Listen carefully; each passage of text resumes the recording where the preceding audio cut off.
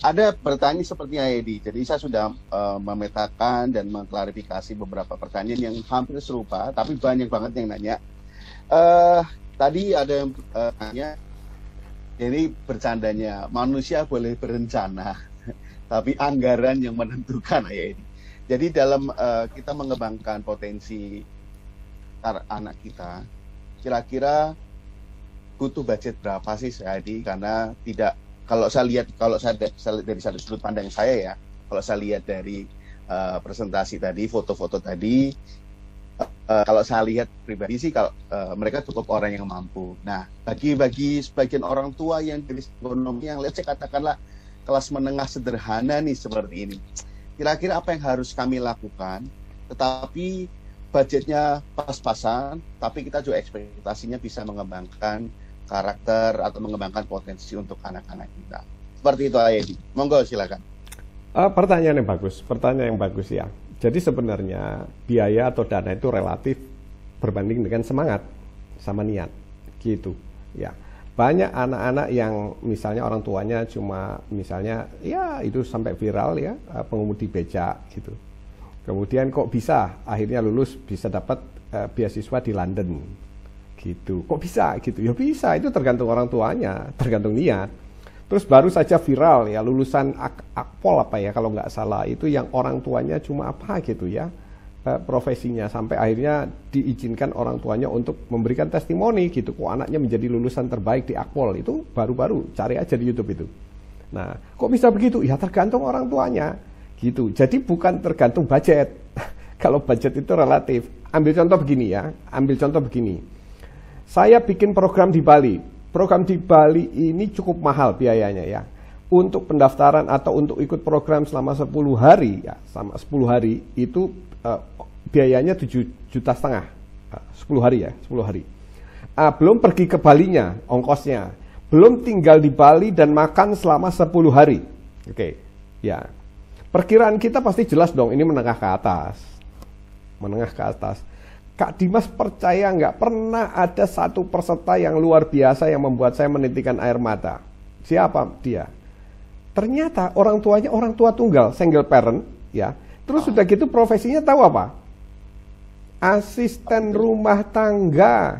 Oh, apa? Yang ketiga yang membuat saya menitikkan air mata, dia tuh nggak mau mengemis, mengaku susah dan sebagainya. Jadi nggak cerita, saya ini ART, kemudian mau ikut program ini bisa nggak dapat dispensasi. Padahal kalau itu terjadi mungkin saya punya pemikiran lain, pasti saya kasih dispensasi.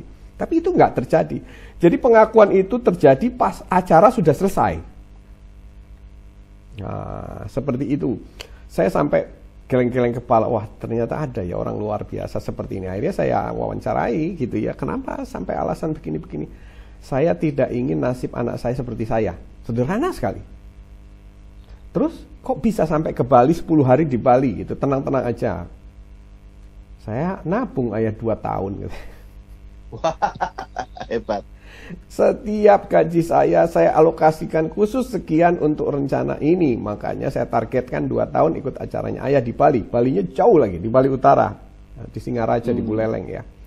Nah, apalagi sekarang sudah sistemnya Zoom online ya, dimana kita cuma paling ya ada apa namanya biaya bimbingan ya, seperti ikut bimbel lah gitu ya, seperti ikut bimbel dan sebagainya. Kemudian ya online kan nggak harus ongkos, nggak harus menginap ketemu saya. Kalau dulu kan nggak ada online, offline, semuanya harus datang ke tempat saya, dan tempat saya itu kan bisa jauh ya, ada yang dari Kalimantan, ada yang dari mana-mana begitu. Tapi sekarang nggak, online itu lebih mudah, lebih murah gitu. Jadi kembali lagi biaya itu relatif ya. Saya nggak mau bahas di sini ya. Yang saya kasih contoh adalah ekstrimnya tadi ya, yang di Bali. Jadi ya terserah masing-masing gitu. Kita punya kekuatan dan kita punya niat. Kombinasi niat dan kekuatan yang ada, tiap orang punya kekuatan beda-beda, tapi punya niat juga jauh lebih beda-beda tiap orang tua. Makanya saya katakan kesuksesan anak itu wah luar biasa, pasti di backup oleh orang tuanya. Nah kemudian kalau kita bicara lagi tentang peribahasanya pertama itu manusia punya keinginan, manusia boleh berencana, anggaran yang menentukan. Nah ini menarik ya. Saya mau cerita, ini kisah nyata. Seorang anak di Bogor ya konsultasi sama saya waktu itu karena program sosial, jadi konsultasinya gratis ya. Ada 10 orang anak. Ya, salah satunya perempuan, kelas 2 SMA. Waktu saya temukan potensinya, itu ketemu dia itu cocoknya jadi diplomat ya, jadi diplomat. Dan itu mimpinya dia, jadi diplomat. Dan jadi diplomatnya itu spesifik sekali di Jepang. Nah, begitu saya bimbing langkah-langkahnya begini nak, begini nak, begini nak, begini nak. Nah, pulang dia sampaikan ke orang tuanya. Besoknya orang tuanya datang. Mohon maaf Pak Edi, anak saya kemarin dikasih tahu apa? Kenapa? Saya bilang mama, ini apa Bunda? Ini anak saya kok tiba-tiba mau jadi diplomat di Jepang, pengen sekolah di Jepang, pengen begini. Nah, terus masalahnya apa? Kan saya bilang gitu, kaget saya kan kok bukannya seneng gitu ya. Gini loh Ayah Edi, Ayah Edi nggak tahu siapa saya. Memangnya ibu siapa? Saya ini PNS. PNS zaman dulu ya, bukan PNS zaman sekarang loh. Kalau zaman sekarang udah beda ya. PNS zaman dulu. Saya ini PNS. Terus kalau PNS, ya mana mungkin lah bisa menyekolahkan anak sampai ke Jepang. Kalaupun potensinya udah ketemu ya nggak usah mimpi deh gitu, kayaknya mimpi gitu. Nah baik, oke. Jadi menurut ibu nggak mungkin ini ya, nggak mungkin. Ya nggak mungkin lah ya, kalau menurut realitanya kayak begini gitu. Baik. Sekarang begini, saya waktu itu bilang gini Kak Dimas ya, ini cara saya mengolah pikiran orang tua yang sering jadi penghambat sukses anak ini. Kalau ibu nggak percaya bisa menyekolahkan anak ke Jepang, saya tanya, ibu percaya sama Tuhan nggak? Percaya. Berapa persen? Saya bilang. Oh, mulai mikir dia, berapa persen? Berapa persen ibu percaya? Oh, percaya itu bisa 10%, 5%, bisa 50% atau 100%. Nah, dia ya dekat-dekat 100%. Oke, kalau gitu.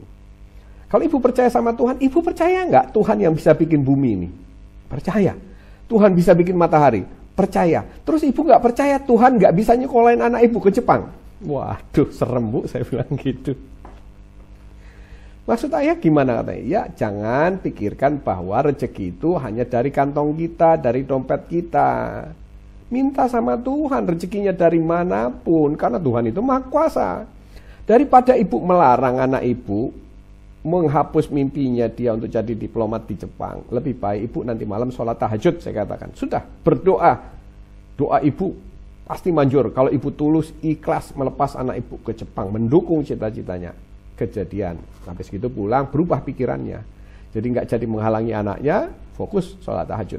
Tahun depan kan anaknya SMA, terus begitu lulus SMA, lapor datang ke saya, masih ingat sama saya. Sambil setengah berembang ya, kalau bahasa Inggrisnya itu berembang itu apa ya? Ya keluar apa ya, air mata tapi nggak netes ya. Nah beliau cerita, ayah subhanallah katanya, kenapa ibu?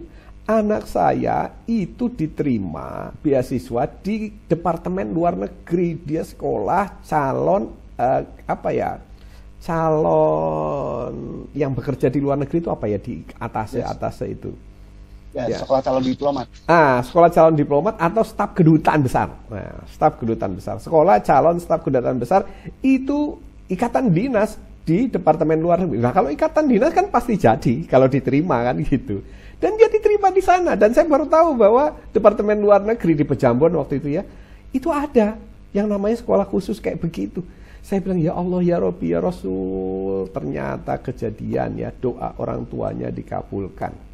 Tahajudnya diterima dan anaknya nggak pakai biaya. Bahkan kalau namanya ikatan dinas itu gratis, malah dapat apa ya namanya itu, subsidi kah apa ya, nggak tahu ya, dapat kompensasi lah begitu sebagai ikatan dinasnya. Itu adalah kejadian nyata, true story, itu dulu sekali, kira-kira kejadiannya 17 tahun yang lalu mungkin ya, karena awal-awal sekali itu pada saat saya membimbing masih gratis. Saya masuk ke desa-desa, ke pelosok-pelosok ya, seperti itu. Tapi ada yang seperti itu. Nah, kembali lagi saya bilang, ini tergantung pola pikir orang tua. Dia melihat kesuksesan anak itu sebagai apa? Harga kesuksesan itu berapa? Nah, kalau misalnya di mindsetnya udah keliru, ya jangan salahkan anaknya. Nah, kira-kira seperti itu jawaban saya, Kak Dimas.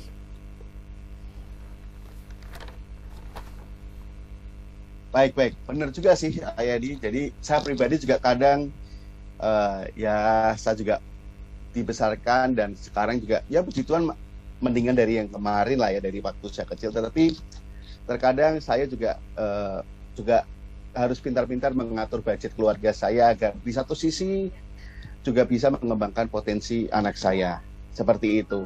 Dan kemudian ini ada pertanyaan lagi, tapi